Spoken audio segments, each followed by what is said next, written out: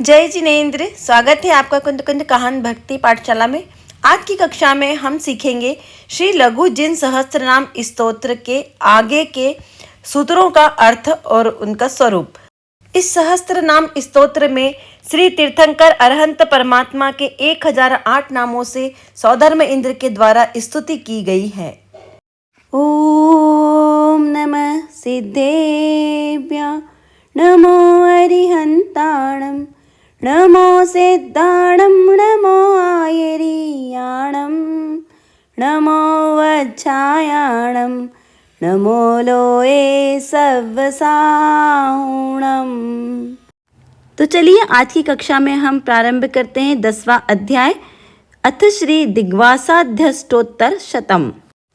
दिग्वासावातर्षणो निर्ग्रन्थेशो निरम्बरः निष्किञ्चनो निराशंसो ज्ञानचक्षुर्मोहमोह।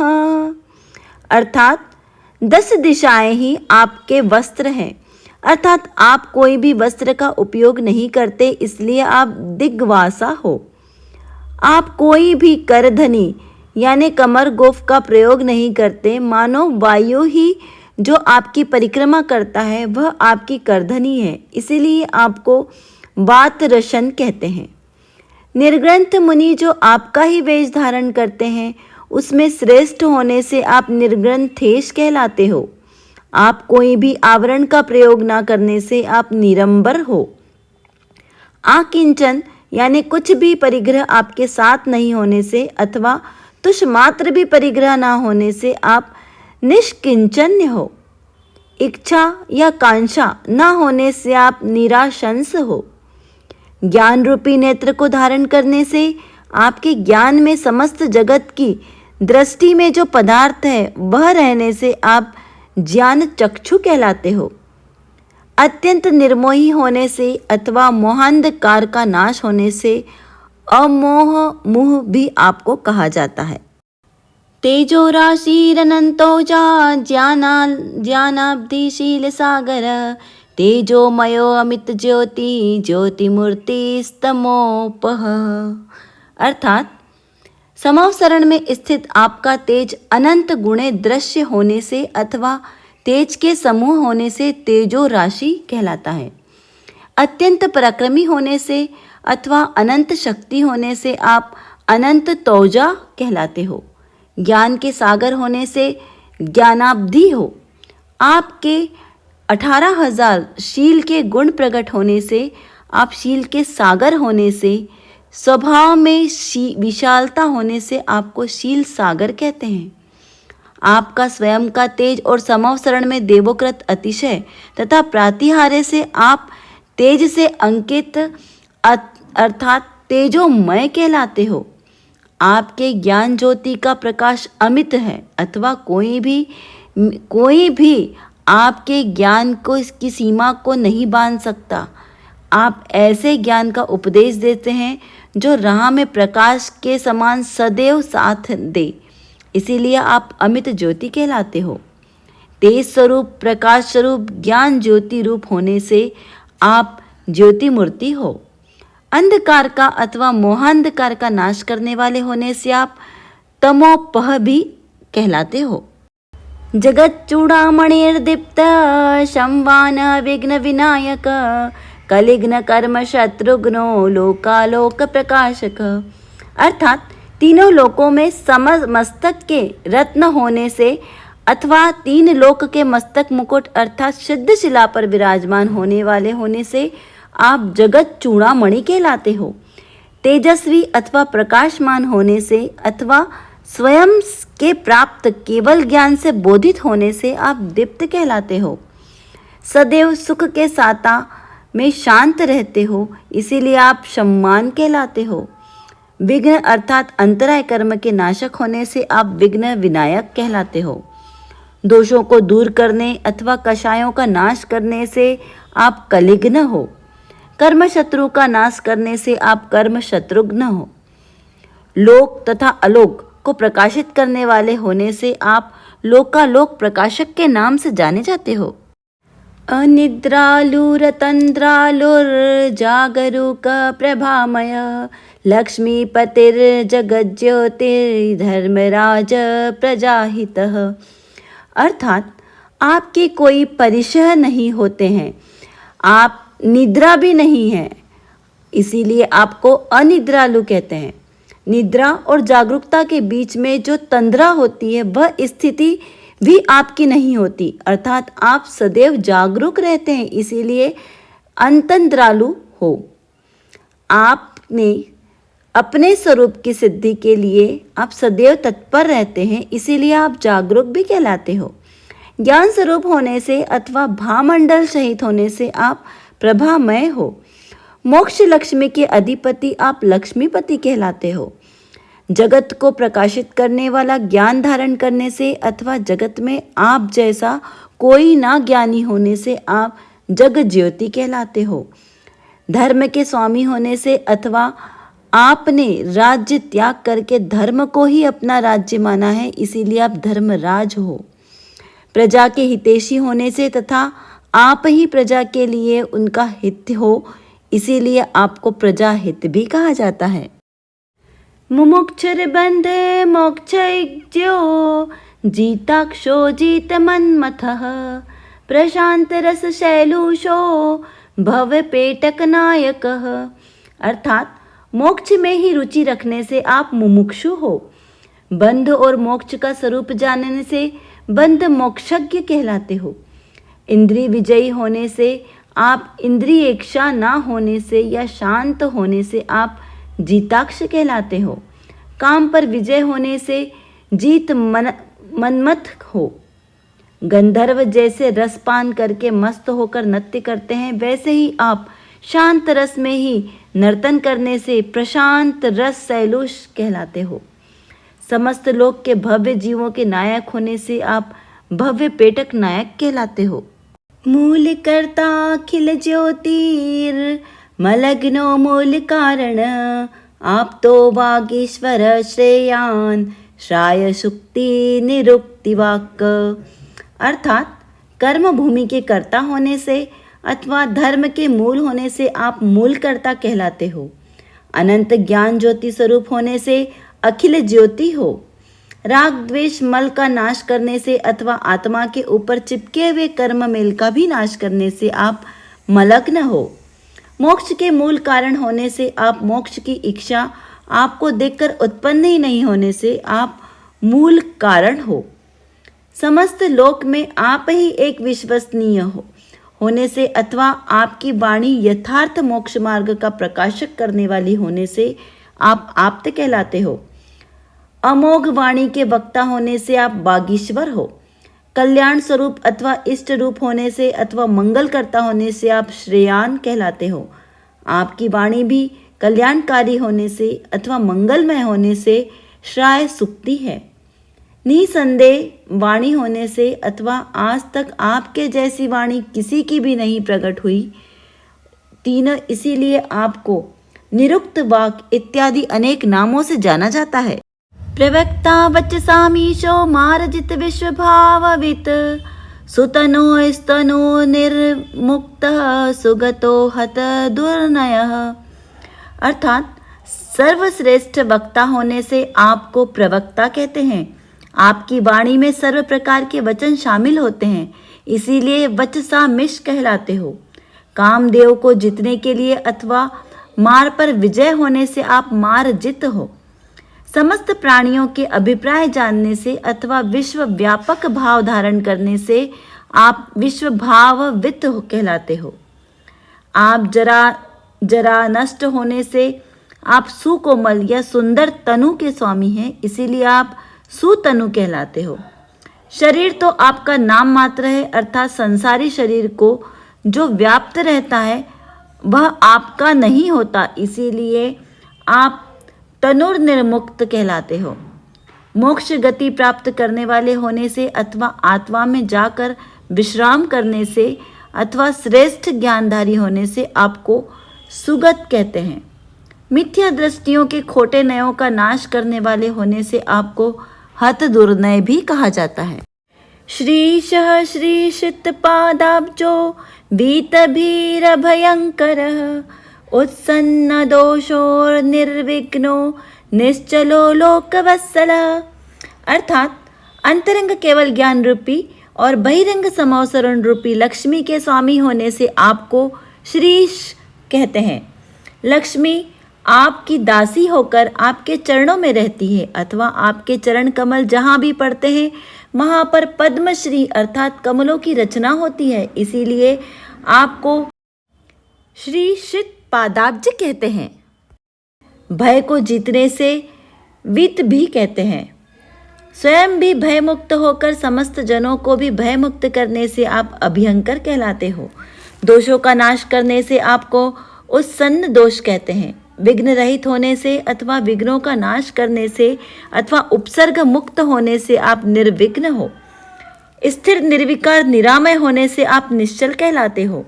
लोकों में प्रसिद्ध होने से अथवा आप लोगों के प्रति वात्सल्य सहित होने से आपको लोक वत्सल भी कहते हैं। लोकोत्तरो लोकपतिर लोक चक्षुर पारधि धीर धीर बुद्धि सन्मार्ग शुद्ध श्रुणत पूत वाक। अर्थात समस्त लोकों में उत्कृष्ट होने से अथवा लोक में आपसे श्रेष्ठ कोई न होने से आप लोकोत्तर कहलाते हो। तीनों लोकों के नेता होने से आप लोकपति हो। जैसे आपके ज्ञान के द्वारा तीनों लोक देखे जा सकते हैं, इसीलिए आप लोकचक्षु हो। अनंत ज्ञान के धारक होने से अथवा आपके ज्ञान का पार न होने से आप अपारधी हो।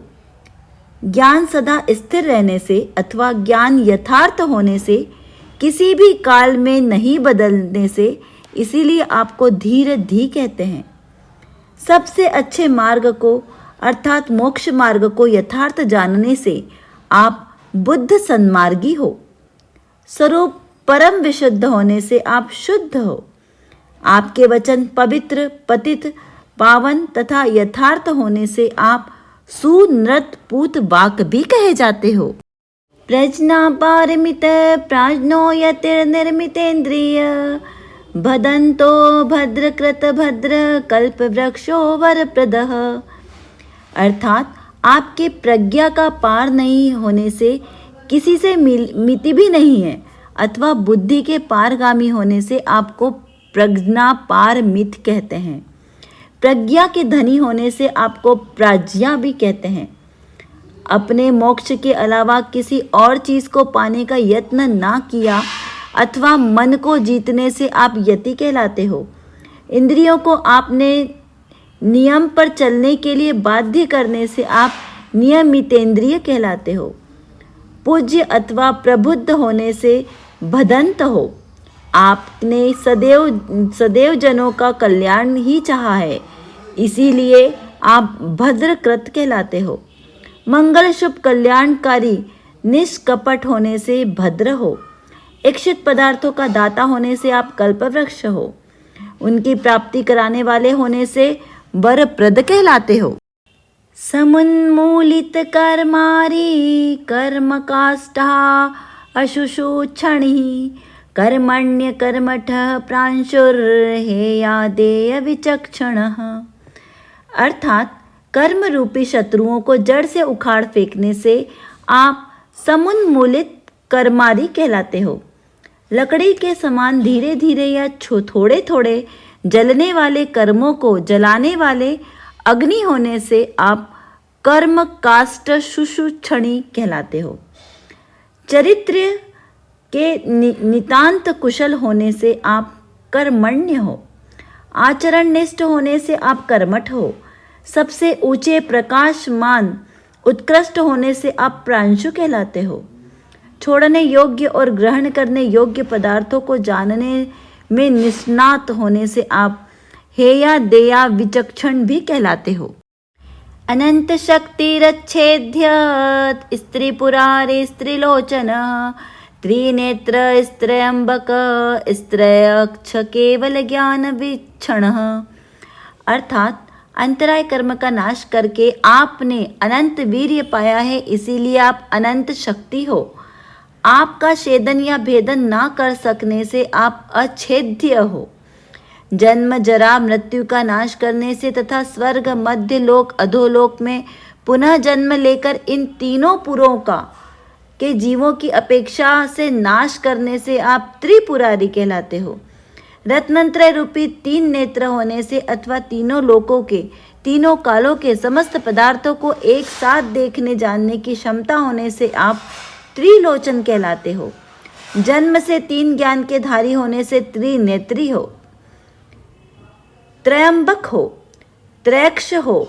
केवल ज्ञान ही आपके नेत्र होने से अथवा द्रव्येंद्रिय चक्षु का उपयोग आपको केवल ज्ञान की वजह से जरूरी ना होने से आप केवल ज्ञान विचक्षण भी कहलाते हो।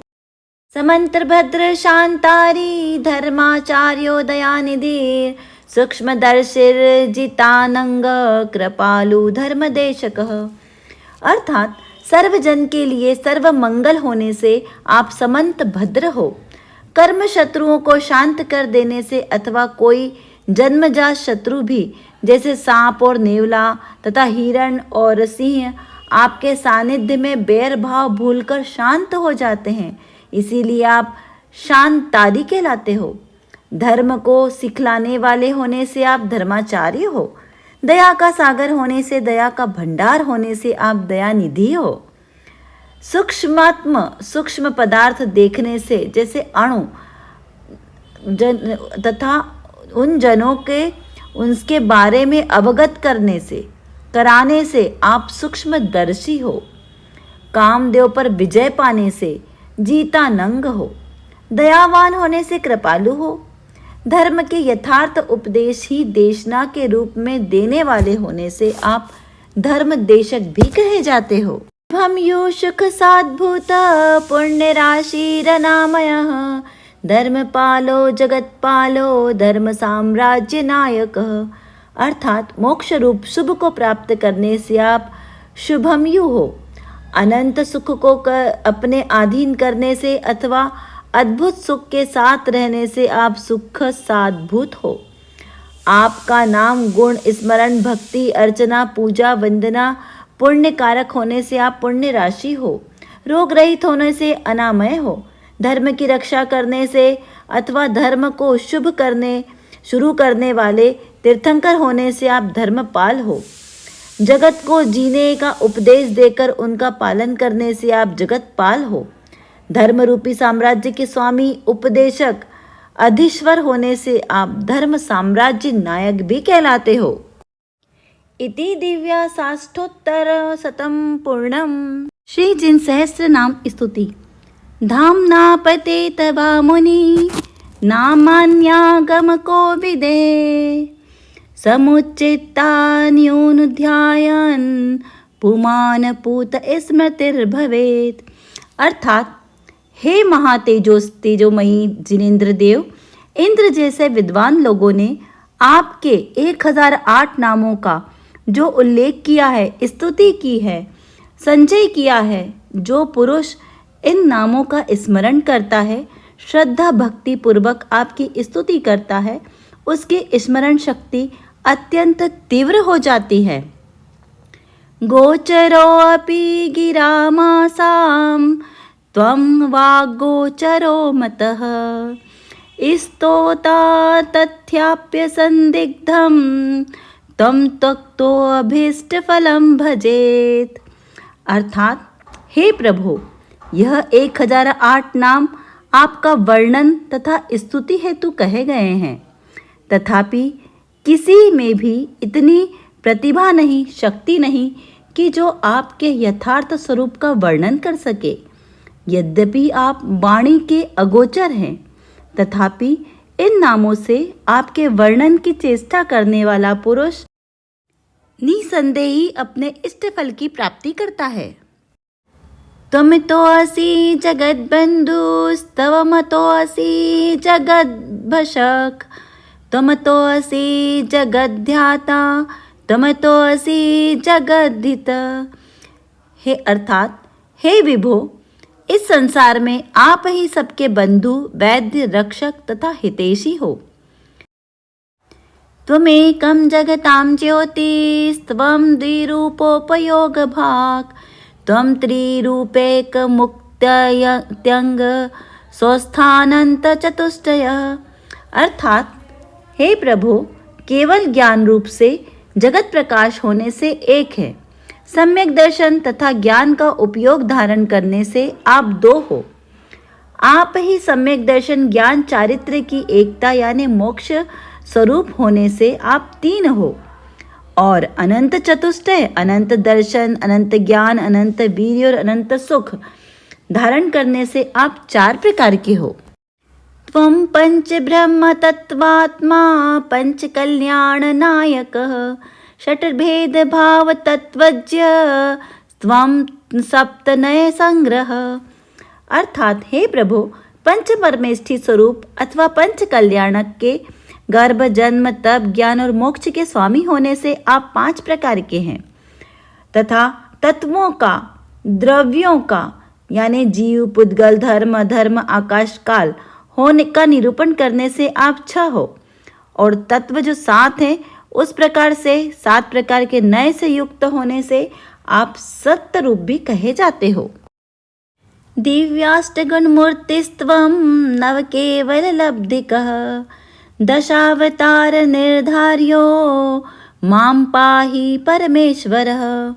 अर्थात अष्टगुण धारक यानी अनंत चतुष्टय, अगुरलघुत्व, अवगाहनत्व, सूक्ष्मत्व, अव्याबाधत्व होने से आप 8 रूप से हैं और 9 केवल लब्धियों को धारण करने से आप 9 रूप हैं। महाबलादिक 10 पर्याय धारण करने से आप 10 रूप हैं। अतः हे परमेश्वर, आप ही मेरे मोक्ष मार्ग के साधक हैं। युष्मन्नामावली द्रब्ध विलस स्तोत्रमालया भवन्तः वर्यस्यामः प्रसीदानुग्रहाणनः। हे प्रभु, हे वरद, आपके 1008 नाम रूप पुष्पों का स्तोत्र माला से हम आपकी आराधना करते हैं, भक्ति करते हैं, स्तुति करते हैं। आप हम पर प्रसन्न होकर हमें भी अपने मोक्ष मार्ग का पथिक बनाइए। इदं स्तोत्रमनुस्मृत्य पूतो भवति भातिकः यः सम्पाठ्य पठत् येनं स स्यात् कल्याण भाजनः। अर्थात इस स्तोत्र के स्मरण मात्र से भक्त पवित्र हो जाते हैं तथा जो इसका पाठ नित्य पढ़ते हैं उसे सब प्रकार के कल्याण प्राप्त होते हैं, अर्थात परंपरा से उसे ही मोक्ष मिल जाता है। ततः सद्देदं पुण्यार्थी पुमा पठन्ति पुण्यथी पौरुहुन्तिं श्रियं प्राप्तुं परमामभिलाषुकः। अर्थात इसीलिए जो पुरुष पुण्य को प्राप्त करना चाहते हैं अथवा इंद्रादिक परम विभूति पद को प्राप्त करना चाहते हैं, ऐसे बुद्धिमान पुरुषों को इस सहस्त्र नाम स्तोत्र का पाठ नित्य करना चाहिए। स्तुत्वेति मध्वा देवं चराचर जगद्रूम तत्स्तीर्थ विहारस्य व्याध्यात् प्रस्तावनामि माम। अर्थात हे प्रभु, इस प्रकार से इंद्रों ने चराचर स्वरूप उस जगत गुरु देवादिदेव जिनेंद्र भगवान की स्तुति की और फिर उन्हें उपदेश और जन कल्याण हेतु तीर्थ विहार करने हेतु प्रार्थना की।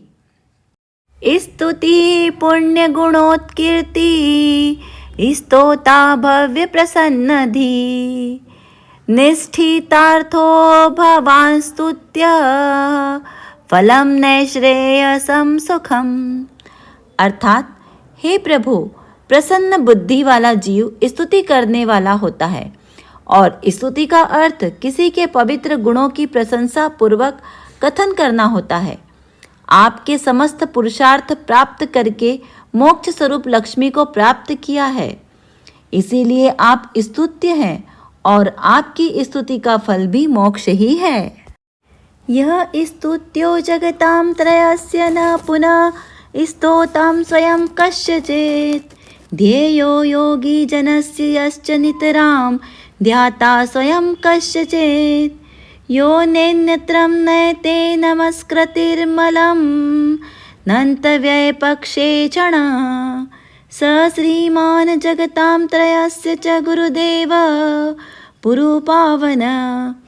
अर्थात जो मनुष्य जो स्तुत्य है, स्थावत नहीं है, जो ध्यान करने योग्य है, व्यापक नहीं है, जो अपने अनुयायी श्रेष्ठ पुरुषों को भी नमस्कार के योग्य बनाता है, जो अंतरंग अनंत चतुष्टय और बहिरंग समौसरण आदि लक्ष्मी से युक्त है, सब में श्रेष्ठ है, पावन है, पवित्र है, प्रधान है, ऐसे श्री देवादिदेव भगवान अनंत देव को ही तीन लोक का गुरु समझना चाहिए। तम देवं त्रिदशाधिपार्चितपदं घाति क्षयान्तरन्तरं प्रोत्थानन्तचतुष्टयं जिनमिमं भव्याब्जिननामिनं मानस्तम्भविलोकनानत्र जगन्मान्यं त्रिलोकीपतिं प्राप्ता चिन्तैर्बहिर्विभूति मघनं भक्त्या प्रवन्दामहे। अर्थात जिनके चरणों की पूजा इंद्र करते हैं, जिनके घातिया कर्म दर्शनावर्णी, ज्ञानावर्णी, मोहनी और अंतराय नष्ट हो गए हैं, उसके बाद अनंत चतुष्टय, अनंत दर्शन, अनंत ज्ञान, अनंत सुख और अनंत वीर्य प्रकट हुए हैं, जो भव्य जन रूपी कमलों को प्रफुल्लित करने वाले हैं, मानस्तंभ देखने से ही नत हुए हैं, समस्त जगत द्वारा पूज्य है, जिनको समवसरण रूपी अचिंत्य बाह्य लक्ष्मी भी अनायास ही प्राप्त हो चुकी है, और जो सब प्रकार के पापों से रहित हैं, ऐसे तीन लोक के अधीश्वर भगवान जिनेंद्र देव की हम भक्ति पूर्वक नमस्कार करके स्तुति करते हैं। जो भव्यजन इस जिन सहस्त्र नाम स्तोत्र पाठ का श्रद्धा भक्ति पूर्वक शुद्ध भाव से नित्य प्रति उच्चारण करता है, स्तुति करता है, उसे जन्म मरण का दुख नाश हो जाता है और अभ्युदय सुख की प्राप्ति होती है।